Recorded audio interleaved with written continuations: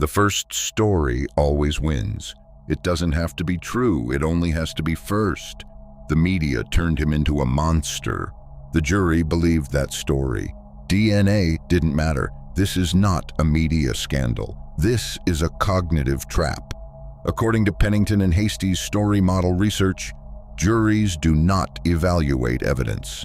They build stories, and the first story they hear, from the media, from the prosecutor, or from their own mind, determines the entire verdict. Once the first anchor is set, changing it is nearly impossible. This video is not about a single case. This video is about how the first narrative becomes a weapon.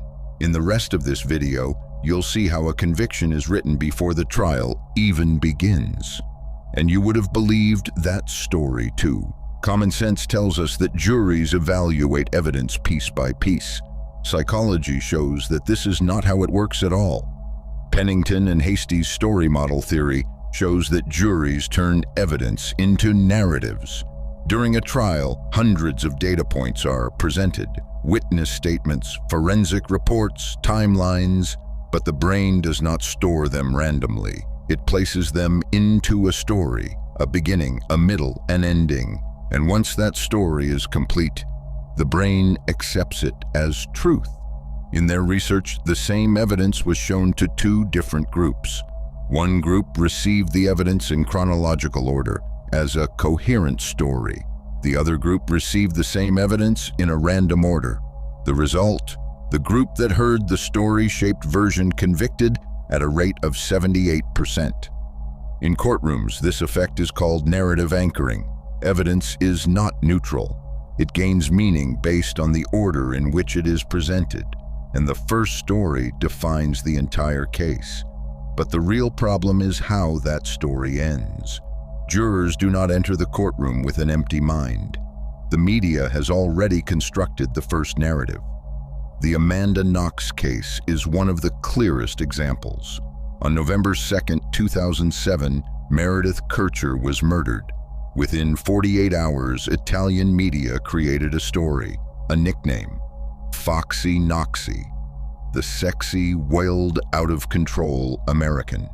A narrative of a sex game gone wrong flooded the headlines. There was no evidence, but there was a story, and that story was enough for the jury.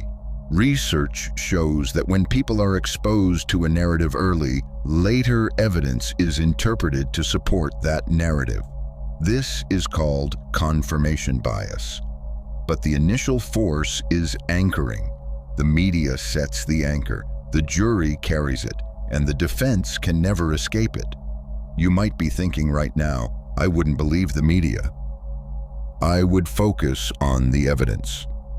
I thought the same thing, but research shows something unsettling. The first story shapes how evidence is collected and interpreted, and this is where justice collapses. Psychologists call this the anchoring effect.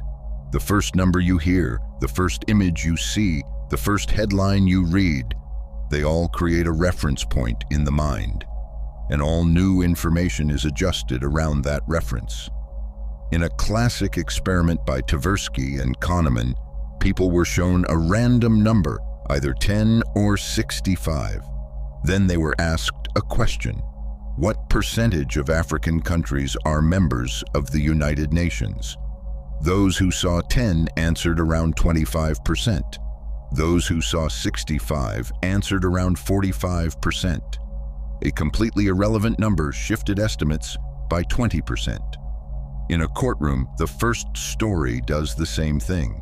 If the prosecutor opens with a sex game narrative, every piece of evidence is interpreted through that frame.